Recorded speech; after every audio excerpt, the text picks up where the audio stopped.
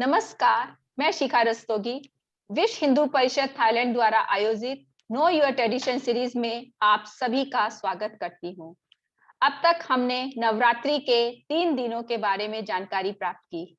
हमारा माँ शक्ति स्वरूपा का पहला दिन था शैलपुत्री माँ का, दूसरे दिन हमने जानकारी प्राप्त की ब्रह्मचारिणी माँ का और तीसरे दिन हमने माँ शक्ति रूपा के माँ चंद्रघंटा स्वरूप की जानकारी प्राप्त की, जिसमें हमें पंडित जी ने बताया कि पहले दिन आराधना करने से हम आरोग्य रहते हैं, दूसरे दिन की आराधना करने से हम दीर्घायु प्राप्त करते हैं और माँ चंद्रघंटा के स्वरूप की आराधना करने से हम अपने सारे दुखों से मुक्त हो जाते हैं।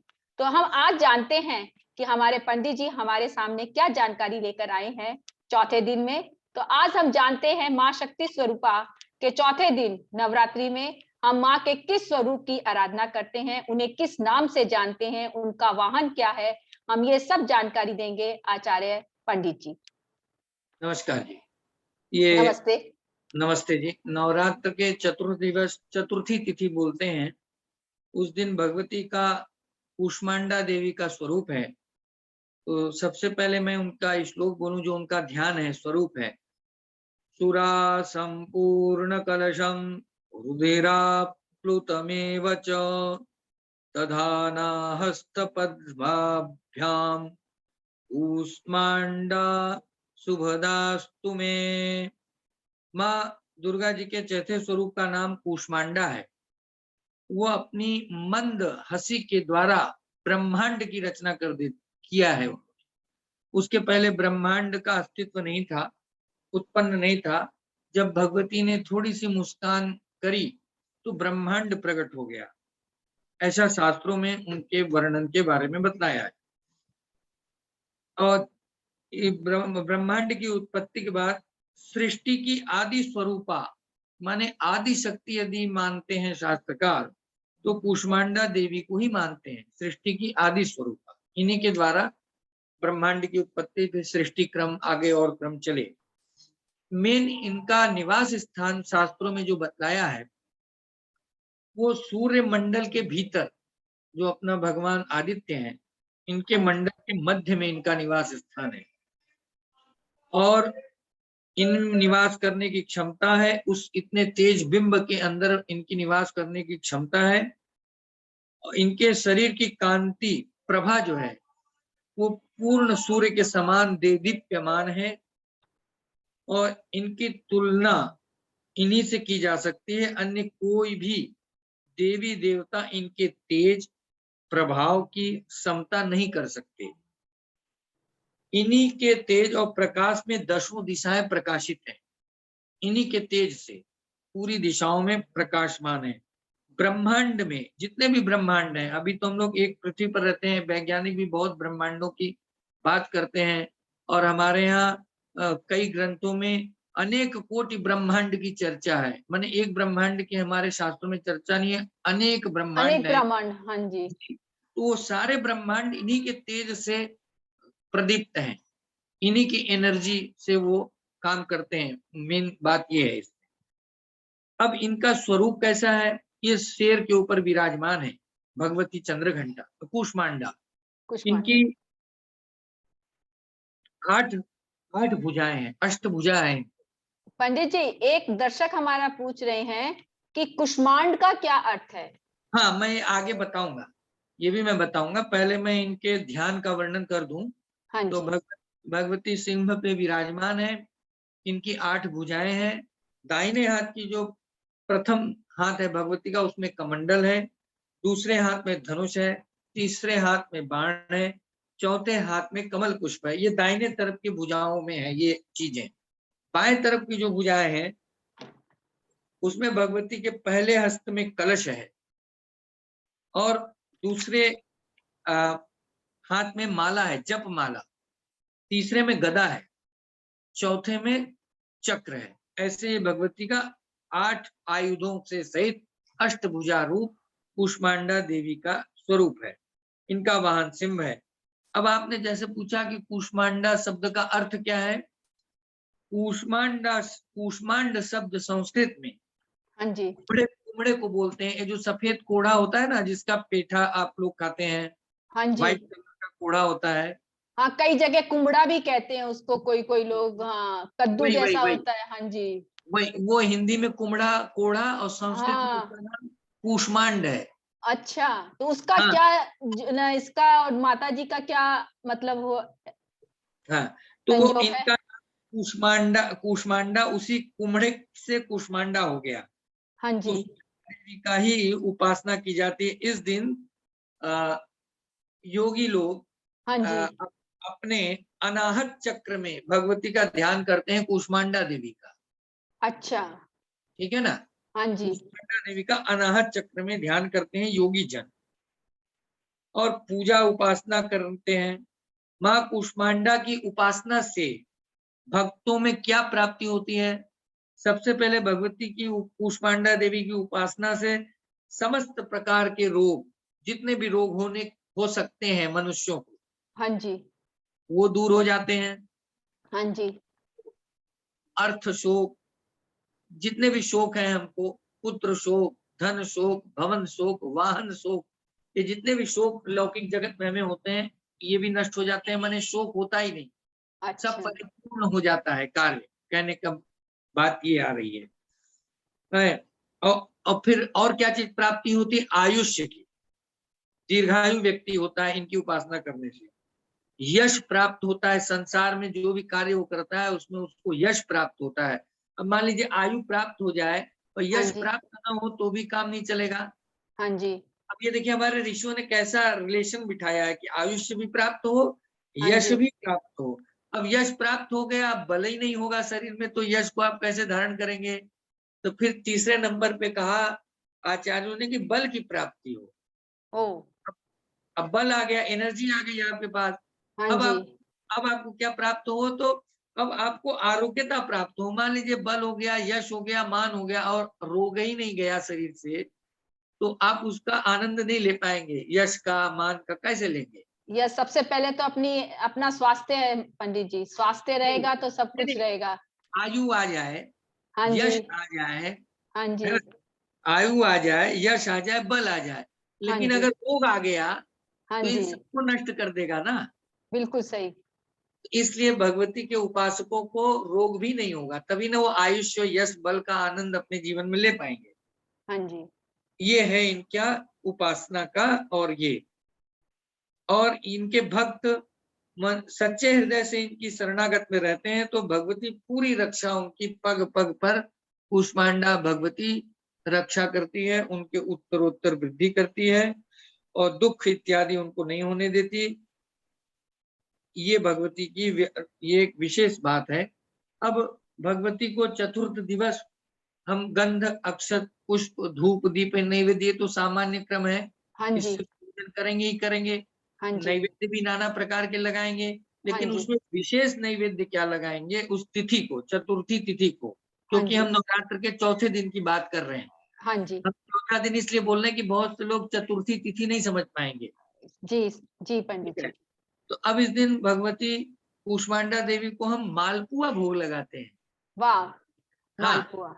जिसे मालपुआ। पंडित जी, मालपुआ वही ना जो है ना, दूध के अंदर हम आटे को दूध में मिल के बनाते हैं, हाँ, वही वो ना? घी में फ्राई करते हैं उसको, हाँ फिर जी। चीनी के सीरे में डालते हैं, पुआ भी हाँ बोलते जी। हैं उसको, पुआ भी बोलते हैं। पुआ भी बोलते हैं। पर पंडित जी, अन्न तो खाना नहीं है, फिर हम मालपुए का भोग लगाएंगे, अन्न तो हम नहीं खा हमें सकते। नहीं खाना है, हाँ जी।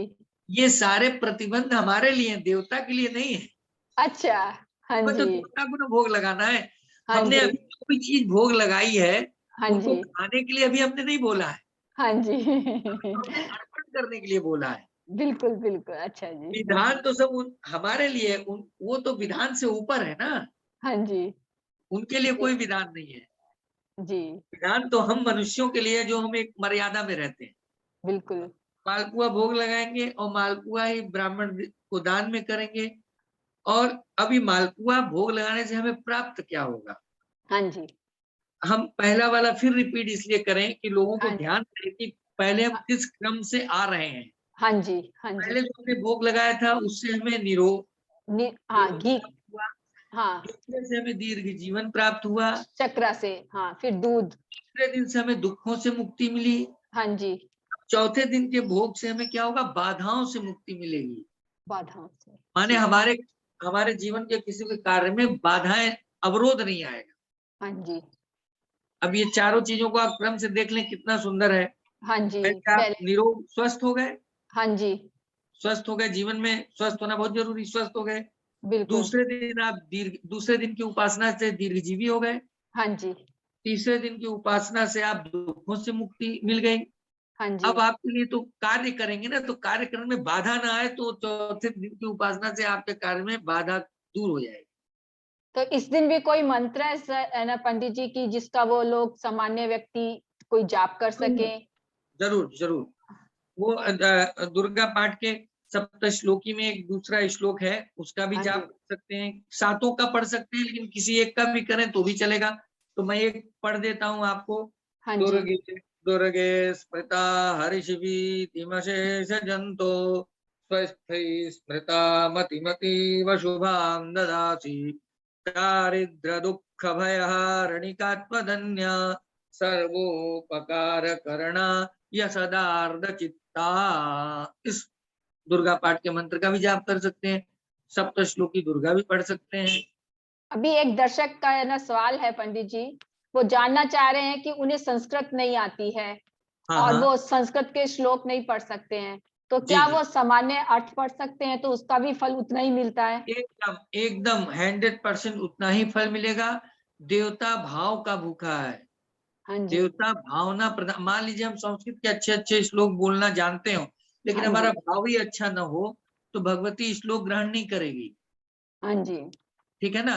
हाँ जी, अब अब आप मान लीजिए, वो जैसे वो पुस्तक में गीता प्रेस की पुस्तक में ऊपर संस्कृत होता है, नीचे हिंदी कमेंट्री होती है, हाँ तो जी। आप उसके नीचे का हिंदी का अर्थ पढ़ लें, वो भी भगवती ग्रहण कर लेगी। अभी एक दर्शक का सवाल आया पंडित जी कि वो पूछ रहे हैं कि अन्न क्यों नहीं खाना चाहिए? अन्न अन्न का भोग हम माँ को जी, लगा रहे हैं, लेकिन अन्न हम नहीं खाते हैं, हम तो फल सब्जी खाते हैं। तो ऐसा क्यों है? इसका क्या विधान है? अन्न का भोग नहीं लगाना चाहिए कि अन्न खाना चाहिए, क्या प्रश्न हुआ? पर उन्होंने पूछा है कि अन्न क्यों नहीं खाना चाहिए? माने नवरात्रि में? हाँ जी, नवरात्रि हाँ में अन्न क्यों नहीं खाते? हाँ, अगर देखिए, सारे लोग तो पूरे व्रत नहीं करते, जो नवरात्र का पालन करते हैं, हाँ जी, जो नवरात्र की उपासना में प्रथम दिन से नौवीं दिन तक लगे रहते हैं, उनके लिए नियम विशिष्ट है। हाँ और जी, जो इसका पालन नहीं करते उनके लिए नियम नहीं है। लेकिन क्यों नहीं खाना चाहिए अन्न, ये प्रश्न समझना बहुत जायज है। क्योंकि अच्छा, लोग इस बारे में बड़े भ्रमित होते हैं कि सब चीज खा सकते हैं, हम अन्न ही क्यों नहीं खा सकते। हाँ जी, अन्न के ही बारे में निषेध है शास्त्र में, और किसी चीज को खाने के बारे में निषेध नहीं है। तामसी द्रव्य खाने में निषेध है। जब आप बहुत ज्यादा मसाला खाएंगे, हाँ जी, ज्यादा एसिड खाएंगे, नींबू इत्यादि, मिर्च इत्यादि, तो आप में क्या होगा कि आपके शरीर में तमस बढ़ेगा। अच्छा, अन्न में आलस्य है, अन्य ये बहुत तले भुने पदार्थों में तमस बहुत बढ़ेगा। तो तमस जब बढ़ेगा, तो आप उपासना में एकाग्र नहीं हो पाएंगे।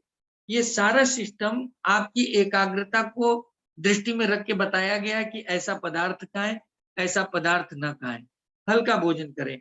अन्न आप खा लें, कोई मनाही नहीं है, आप खा के आप 1 घंटा आसन पर बैठ के ध्यान नहीं कर सकते। हाँ जी, आप देखिए, जितनी भी ध्यान की प्रक्रियाएं होती हैं, हाँ योग जी, की या किसी की, ये खाली पेट होती है।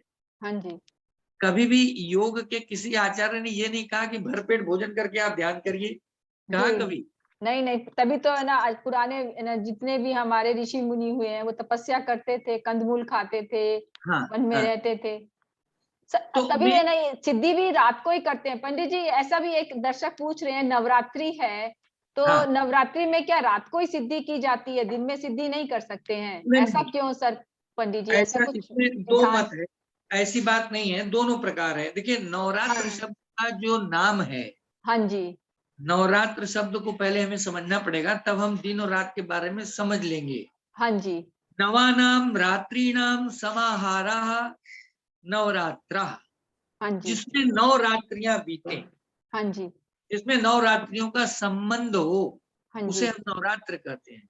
जी, तो पूरा नवरात्र का सर्किल कैसे होगा? आज सूर्योदय हुआ, हाँ जी, जब तक अगला सूर्योदय नहीं होगा तब तक वो पूरा एक दिन माना जाएगा। उदयात उदयम 12, हमारे यहाँ वारों की गणना जो है उदय काल से है। जी, अंग्रेजी के सिस्टम में क्या है कि 12 बजे के बाद रात्रि में उनका दिन भी बदल जाता है, उनकी तारीख भी बदल जाती है, जी, अंग्रेजी सिस्टम में। हमारे भारतीय सिस्टम में रात के 12 बजे के बाद न दिन बदलता है, दिन नहीं बदलता, तिथि बदल बदल जाती है, कोई-कोई तिथि कम समय में होती है। तो उदयात उदयम 12 मतलब नवरात्र तब होगा पूरा जब पूरी नवरात्रियों की हम गणना करेंगे। अब आपने जो प्रश्न किया, क्या शक्ति उपासना रात्रि में ही होती है? नहीं, रात्रि में भी होती है, दिन में भी होती है। रात्रि वाला जो क्रम है वो साधक के उस लेवल पर पहुंचने पर रात्रि में वो करने का अधिकारी है। सामान्य जन रात्रि में करने के अधिकारी नहीं है। जी, जो साधक उपासना क्रम में उतना आगे की स्थिति को प्राप्त कर चुका है, उसे ही रात्रि निशा पूजा, मध्य रात्रि पूजा करने का अधिकार है, उसके लिए है। साधक की कैटेगरी के हिसाब से है, सभी के लिए रात्रि में करे ऐसा नहीं है। इसलिए आप देखेंगे बहुत जगह सायंकाल ही पूजा समाप्त हो जाती है। बहुत जगह सायंकाल प्रारंभ होती है पूजा और उनकी रात्रि में 2 ढाई बजे जाके समाप्त होती है। तो वो उनकी साधना क्रम की स्थिति के अनुसार उनके लिए निर्देशन है। हम लोग सामान्य जन हैं तो हम लोग के लिए दिन की ही व्यवस्था बतलाई गई है। ये भेद है। बहुत बढ़िया पंडित जी, बहुत-बहुत धन्यवाद। आज हमने पंडित जी के द्वारा ये जाना कि चौथे दिन की जो देवी हैं, कुष्मांडा देवी, उन्हें हम कुष्मांडा देवी क्यों कहते हैं और कुष्मांडा देवी की आराधना करने से हम अपनी सभी बाधाओं का निवारण कर लेते हैं। पंडित जी, आपका बहुत-बहुत जी, धन्यवाद। नमस्कार। सभी दर्शक लोगों से विनती है